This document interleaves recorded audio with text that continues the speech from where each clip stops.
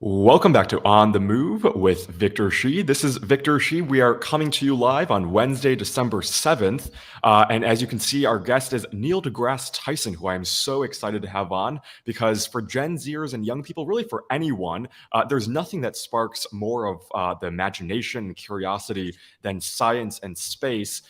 There's something breathtaking about it. And today we have on, of course, Neil deGrasse Tyson, your personal astrophysicist, the author of the new book, Starry Messenger, and the director, of course, of the Hayden Planetarium at the American Museum of Natural History in New York. Welcome, Neil, to the show. Yeah, Victor, thanks for having me on. Oh my gosh. And we're live, but if you might hear sirens, it's because I'm in New York City, just in case you're wondering. In the background. The wonders of Zoom in New York. If we are live today, December, what day? December, this is the 50th anniversary of Apollo 17, photographing what we call the blue marble, which is that famous full Earth that shows the African continent, a little bit of Antarctica at the bottom, some wispy clouds up top. And so before that, we had not gotten a full Earth. So because if you go to the moon while the Earth is full, this is a crazy, stupid geometric fact. If you go to the moon while the Earth is full, that means the moon is a new moon, and so there's no sunlight there. So they were headed towards the eastern edge of the moon so that as sunrise could just barely catch them. You don't want to land where there's no sun. You can't see anything. Yeah. So that would be a problem. Obscure fact. It's this obscure fact about that photo. But that's so interesting. Of course. No, it's great to see you again. So let's talk about some space news. And this isn't something that comes out of my mouth usually, but let's talk about some space news because today I understand is the 21st day of Artemis I and that flight, and it's on course to come home to Earth this Sunday. And it feels like we've been exploring the moon for quite a long time, but tell us why this mission is unique and what we've learned over the past few weeks of this flight. Yeah, there's a lot to unpack there. So first of all, let me just get my anger out and say we should have been doing this 30, 40 years ago. All right. We hadn't left low Earth orbit since 1972, since Apollo 17. So I'm just angry. It's been 50 years. So I had to put that out there. Okay. Why do you think it's taken that long? Oh, because we had no motivation. Oh, it's very clear. Why didn't we keep going to the moon? We learned that Russia wasn't going to the moon. And the only reason why we said we're going to the moon was to demonstrate to the world that we were better than the godless commies over in the Soviet Union. And that's not how we want to remember it, but that was the driving force. You know, here in the United States, it's like we're Americans and we're explorers, and that's why we went to the moon. That is not why we went to the moon. That's why we remember going to the moon. There are other geopolitical forces operating. So now, why now? All right. Well, it feels like the right time. Sure. Oh, now let's look geopolitically, and we find that China has redoubled its efforts to return to space, to go into space. And everything they've said they wanted to do, they've made good on. All right. We're going to build a space station. We're going to put an astronaut, a taikonaut, into orbit. Everything they said they'd do, they're going to do. So I think that lit a flame under those who are in charge and allocate money to NASA, Congress, and NASA, and of course the American people. So there you have it. So now that mission doesn't have people on it. It's called uncrewed, not CRUDE, but CREWED. That's NASA's attempt to be woke instead of saying a manned mission, a crewed mission. So this one is to remind ourselves how to get to the moon. It requires our largest rockets ever to not only reach Earth orbit, but then go to the moon and then have fuel enough to then come back. So all that takes energy and effort of the rocket. So that's why the rockets are so large. It's 32 stories tall, something like that. So this went without a crew to check the orbits. It's a new kind of orbit we're going to put it in. It's called a retrograde orbit. And this is to prepare for the next mission, Artemis II, which will have a crew, except they're not going to land. And then Artemis III is going to do this again, except land, and then go near the South Pole of the moon, because there are Oh. craters at the South Pole where the bottom of the crater, you might remember from Earth, the farther you get to the poles, the lower the sun is at all times of day. It just gets lower and Mhm. lower and lower. Mhm. It never goes directly overhead. And when you're near the poles of the moon, there are craters where the rim is sufficiently high, the crater rim, where sunlight never reaches the bottom of the crater. The sun never gets high enough. Yeah, And yeah. these are called cold traps. And we suspected and confirmed that anytime a comet hits the moon, a comet made of water, any of that water on the lit side will evaporate into space. But if any of those molecules fall into the cold trap, it stays there for billions of Interesting. years. Yeah, So yeah. there is an accumulation of the water molecule in these cold traps. And so we're going to land near, in Artemis III, we're going to land near these craters so that we can think about and experiment whether, all right, in the future, if we're going to have base camp, you want to be where there's a spigot, a water spigot, Right. where you can get a supply to stay alive and thrive. So this is what's going on now to try So to is reestablish our presence in space. so is the end goal of this after Artemis 3, is this to establish human civilization on the moon, do you think? Or what's the end goal of Artemis and these explorations? Yeah, I don't like thinking of end goals when Mhm. you're Yeah, yeah. exploring. When you're exploring, is there an end? No, there's no end. Mhm. As you explore, you discover other things that you didn't know could be explored, and then you sort of append Right, that right. to your mission. So ending is not, I don't think that's the appropriate or the suitable word here. There's the exploration of the moon. And if we set up base camp and it's a permanent base camp, that's interesting. And Mhm. if people will permanently live there, I don't think so, because they need a supply chain of food, and this, because you can't have crops and farm animals on the moon. So you need a supply chain. So there's a lot more to think about there. And then there's another goal there. Again, not an end goal, but just another stepping stone. Mhm. There's Mhm. the thought that we might send astronauts to Mars. Right. And Yeah. by the way, it's not like, can we do it? No, of course we can do it. We have an SUV sized rover on Mars right now that we're Wow. controlling. And that rover carried a helicopter. All right. So it's not like we don't know how to get to Mars. So the issue is whether it'll be very expensive and dangerous. Are Mhm. we suitably motivated geopolitically to do this? And so for me, I don't see that happening unless we're responding to some kind of a threat. So I don't see Mhm. that either not happening or not happening anytime soon. The moon, sure. Plus, the moon is 3 days away, whereas Mars is like anywhere from 6 to 9 months. Then you got to wait years for Earth and Mars to reline up in order to come back. That's a Oh my gosh. multi-year mission. Yeah. Yeah. Whereas the moon, you can So get there in a news cycle. let's shift gears to our close neighbor Mars. You mentioned the rover there, and it's made some interesting discoveries. First, tell us what we've seen, and then for all the young people out there, or people thinking, when can we go to Mars? When do you think that's possible? Is it possible? So first, let me just say a couple of things. For Yeah. in your audience, how old are you, by the way? 20. 20. Cool. So you were born since 1995. So what I've done is I've taken everyone, because in 1995 we discovered our first exoplanet, a planet Mm-hmm. orbiting other stars. It was banner headlines. Now we're rising through 5,000 in the catalog. So Wow. I want everyone watching and listening who's born since 1995 and onward, I want you to rise right now, and I will ignite you Generation X, so planet. Okay. I like that. Okay.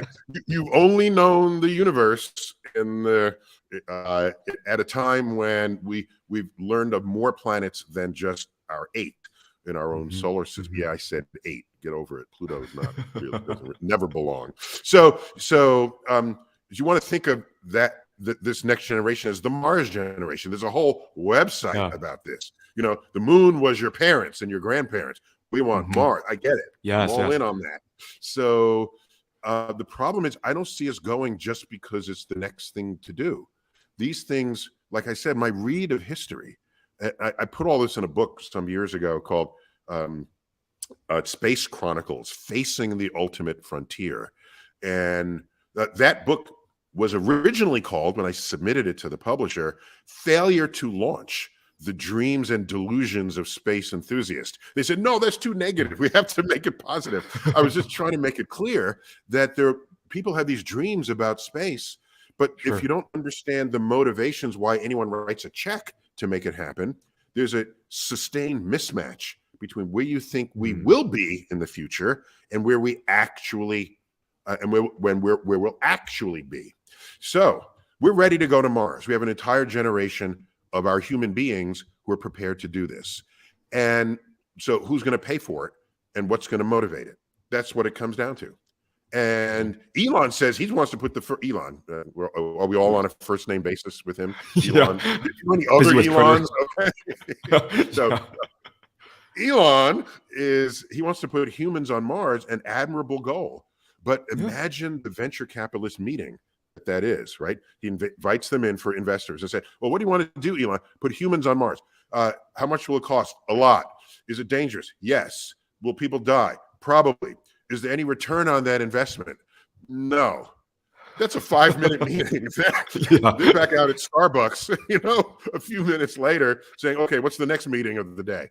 So whereas if somehow we perceive a threat, or if they're like diamond mines or oil reserve, some economic motivation or security motivation, then we'll go like that. Interesting. Otherwise, it's very slow, if not impossible, by my read of the history of civilization, for that to happen anytime soon, if at all. That's really interesting, and who knows? Maybe Elon Musk will revert his $44 billion to exploring Mars, but we'll see. Yeah, you could think about it. If you staple together all the multi-billionaires, right? So Musk and Branson and Bezos, and they could launch their own mission to Mars. It wouldn't be a business model, right? Because they're not going to make money on it, but it would be like a vanity trip, right? Yes. It would be just a stunt. And I don't have problems with stunt. They want to redirect, $200 billion to do this, even though there's no return other than maybe the marketing of T-shirts and hats and video rights. Okay, that might work, but that'll work for that one mission. For the 10th mission, are you selling video rights? Probably not, right? People started getting bored with the Apollo missions. By the 5th and 6th mission, people saying, why are you interrupting my soap opera? All right. It became something so routine, people didn't want to have their life disrupted by video images from the moon. I remember that. So keep this in mind. The human attention span leaves a lot to be desired in this. Absolutely. Well, I want to ask you in the remaining time that we have left about your new book, Starry Messenger, which takes a look at civilization in such an interesting way. Tell us about the book and maybe give us an example of how we can all look at the world, the divisive and polarized world we all live in, from a cosmic perspective. Yeah, the subtitle of the book is Cosmic Perspectives on Civilization. And each of the chapters titles is a pairing of words that usually go together. All right. So one of them is exploration and discovery, truth and beauty. All right. The methods and tools of science may be uniquely conceived and constructed to establish what is objectively true in the world. And not enough people recognize this fact. It's unfortunate, because otherwise you build laws and legislation and society on a house of cards with no foundation at all of what is objectively real. So that's a problem. That can be a serious problem going forward, as civilization depends more and more on the fruits of scientific discoveries and the engineering that empowers it. So other chapters, I have one, the meat eaters and vegetarians, meatarians and vegetarians. I went there because they're always fighting, right? So I had to get in there, and I had to illuminate it with some science so people can get a sense of, is your argument really as strong as you thought it was? The argument for either case. I mean, you just see where science and a cosmic perspective takes it. Other chapters, law and order, life and death. There's risk and reward. Oh my gosh, we are so ill-equipped to think statistically and probabilistically about the world, that we are victims of our own wishful thinking. So you can go to a casino and you see someone like the roulette wheel, right? And they're just betting on 7. I say, why are you betting on 7? Well, it's due. Look, it hasn't shown up in the past 20 rolls. No, it's not due. It's not due. Yeah. Every roll has the same likelihood of landing on 7 or not landing on 7. All right. Mhm. You have people who want to roll a dice, and if they have to get a high number, they'll roll it fast. If they got to get a low numbers, they'll roll it softly, thinking that they have some influence on the statistical nature of the world. That is not so. And an entire industry has been birthed into this ignorance of ours, and it's called casinos. They exist in the gap. They exist because of our inability to understand events around us statistically and probabilistically. And it's unfortunate because so many people are exploited because of it. So that's one, there's a whole chapter on that. I go there. Yeah, Another 2 chapters are gender and identity, and another race and color. A quick thing about gender and identity. We're also weak when it comes to thinking about a continuum of things, right? We force things that might be naturally on a spectrum into categories just for our own lazy. It's intellectually, I understand why, because it's easier, but it's intellectually lazy. So how does that work? Are you with us or against us? Well, maybe there's a whole range in between, right?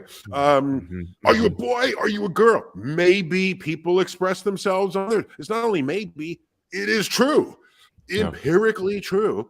People express themselves on a spectrum. No matter your chromosomal identity, the expression of where you are between boy and girl is a continuum. We have seen this.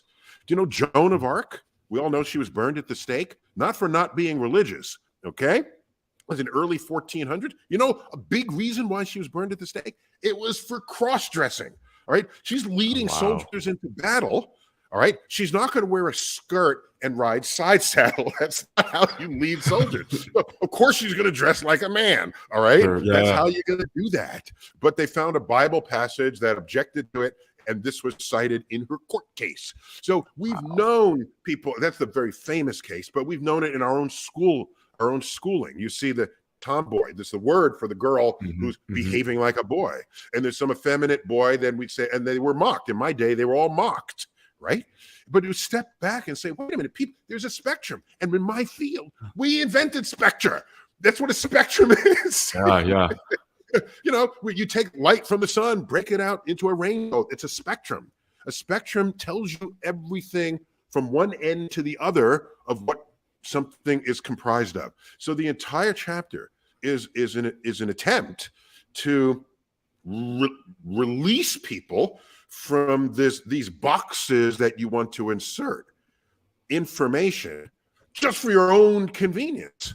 All right. By the way, I don't mind if you do it, but now if you rise to power and legislate boxes, that's dangerous. That is not that's not a free country. I remember somewhere in some document in the United States, what was it? Oh, pursuit of happiness. Don't I remember that somewhere? Land of the free. And no matter what I have between my legs, if I want to wear pants or a skirt, if I want to wear makeup or not, you're going to prevent me because you can't think of who I am outside of a binarity of boy and girl. You are restricting my freedoms. And that's a different country. If you want to do that, don't call it the United States of America, land of the free. That's not what it is. So anyhow, these are bringing scientific sensibilities to all these kinds of decisions that we've been making in our lives in an attempt to sort of reduce the tribalism. Because the tribalism, are you with me or are you against me? Oh, you don't, you sleep with somebody different. You pray to somebody different. You were born on this side of a line in the sand instead of the other. And you look at the things we list to separate ourselves when we're all the same species. And I have a recurring alien that visits each chapter, right? And just to observe and share commentary. So That in alone the should be why everyone should read the book. I should have named the alien. I did. I'm sorry, but the alien after the gender and identity and color and race chapter, the alien comes and they see Earth and say, "Oh, look how beautiful Earth is with the land and oceans and clouds." And wow, there's a species that is spread everywhere, and that's a beautiful thing. Let's go down and meet them. And they learn that we have tribalized and we kill each other. We wage war against people for who has access to resources, who, like, again, who worships this God instead of that God, or no gods. All right. And once they realize how humans are behaving on Earth, they'll rush back to their home planet and report there is no sign of intelligent life on Earth. Wow. Well, that's a little bit depressing. Yes. So I know we're running short on time. If I can ask you a really quick question. I know for a lot of young people who are living in this world, it's becoming so polarized. Generation There's exoplanet. Say it. exoplanet. Generation exoplanet. exoplanet. Yes. Yes. I mean, we're growing up in this social media world. There's so much misinformation and lies and alternative facts. And what advice do you have for young people who are sorting through this world? I mean, do you think there should be more information literacy, or should it start in the classroom? What should be taught to equip young people with the tools to navigate these really, I guess, digitally kind of dominated spheres where there's so much lies coming at us? Oh, it's simple. Just buy the book. And read Yes. the I like book that is solution. entirely, I hate to say it, I mean, it sounds crass, right? But the book was conceived in response to this. Yeah, It's conceived and written and infused with tools to equip you to spot what is true and what is not. How to have that conversation at the holiday dinner where all the crazy aunts and uncles comes, and the flat earther and the this and all the ways they're thinking. It can give you also some thread of patience among people who are deeply steeped in what they think is true, because there are ways to learn what is objectively true. That's the chapter on truth and beauty, how you get to truth and how you know how it applies to the world. There's a whole other chapter, science and society, what science is and how and why it works. So when a science establishes an objective truth, it is true whether or not you believe in it. That's the interesting part of it. And that's not taught in school. I bet you remember your science classes in school. There's a body of knowledge, there's a textbook, and there are words in boldface that you had to memorize for the end. And that was the science. And then you move on to the next class. Right. And at no time, I don't think, are they teaching you that science is a process. Science is a way of querying nature. Science is a way of sifting what is true from what is not. And the scientific method is do whatever it takes to not fool yourself into thinking something is true that is not, or that something is not true that is. Did I say that right? Is true that is not, or is not true that is. Okay. And so it empowers you. And that way, oh my gosh, decisions you make about your own life, about and if you rise to office where you have power, decisions you make from a platform of power could have some kind of objectively true foundations. And by the way, in a pluralistic country, you can have your personal truths. If Jesus is your savior in a free country, nobody's going to take that from you. If Muhammad is the last prophet on earth, no one's going to take that from you. But recognize that that's your personal truth. And to convince someone else of it will require some act of persuasion, and in the limit, acts of violence, as Christians and Muslims have demonstrated in the history of holy wars in this world. Not only Christian Muslims, but Christians against other Christians, right? That Protestants and Catholics. My gosh, all right? How finely can you slice the world to decide that you want to kill one another? This is my alien who ran back home saying there's no intelligent life. Point is, this exercise in finding what is true allows you to pass a law that actually applies to everyone. If you're religious and you have access to laws and you make a law based on your religion, that will conflict with the personal truths of other people in a pluralistic democracy. So you keep your truths to your community, to yourself, whatever that is, but pass laws that are based on objective truths. And that way, we have a society and a civilization based on reality, not based on how people want things to be that would otherwise conflict with how they physically can be. And so we lost decades arguing in Congress about whether humans cause climate change. That's an objectively true fact, and that's where we should have started. I know you have political tracks in your life and possibly certainly in your future. When you go behind closed doors or not, even if the doors are open and you're having a political conversation, let it be about political opinions, not about an objective truth. Yeah. Don't argue with me, say, oh, I don't think humans are water. You are wrong. Get out of the room. You should not be a politician. Okay? Politicians should take what is true and then debate and argue and converse about solutions to it. Do we have carbon tax? Is there a tariff on solar panels from one country to another? Should there be subsidies? Should there not be? All of those are political questions that have political solutions to them that would come out of reasoned debate, either behind closed doors or in front of them. But that debate should never be about what is objectively true or not. Yeah. Otherwise, and it seems increasingly hard that we can even agree on facts and truth these days, which is concerning, at least. Which is why we should all read your book, Starry Messenger. It is, and I think for young people too. And for anyone really out there, I believe it's an audio format too, and you read the book, so that's even better. So if you want to listen to Neil reading the book, here it is. Oh yes, I read. Yeah, I was delighted when I read the audiobook. I said, there's so many stories, some personal stories in there of my own life experience encountering people not thinking rationally and what I did about it. And so the first person retelling of those stories for me made it that much more special to be the voice of the audiobook. And I don't know where you live, but I did the math. If you live in Los Angeles, it's 3.5 days in traffic. Oh my God.